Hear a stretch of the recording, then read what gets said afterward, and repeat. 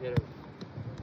Çıxdı, rəqibi qarşıladın, əlvi qoydun, pas, müdafiəçilər, müdafiə, arka-arkaya kontrol, rəqibi qarşıladın, pas, götürür əlinə, çıxdı, rəqibi əlini qoydun, sağ ayaq, pas, arka-arkaya kontrol, qarşıladın, sol ayaq, gəldi, əlvi qoydun, baş, bir, kontrol, əlvi qoydun, baş, qaçdır arkaya, rəqibə, mənə bax, burada rəqibə belə siz qalxa bilmədəsiniz rəqibin yanına.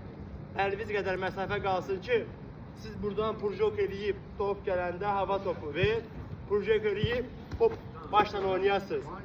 Çalışın, əlinizi rəqibə qoymayın. Belə olsa ştrafdır bu. Mən indi qoydum, çalışın, qalxın, ver, ha, qalxdın, başla. Sinəviz dəyə bilər.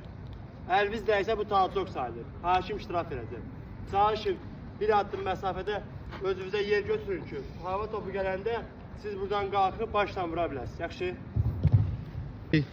Əlinlə, pas, hə, yaxşı, pas, hoppa, yaxşı, hə, havada, hə, yaxşı, hə, əlinlə itələ, ay sağ ol, itələ əlindən, hə, itələ, ay sağ ol, çiyinlə itələ biraz, hə, yaxşı, ay sağ ol, getdi, başla, yaxşı, afərin, bir yəndə, hə, başla, yaxşı, gəl qabağa pas, 1, 2, hə, açın, hə, dribling, sürət, yığ, ay sağ ol.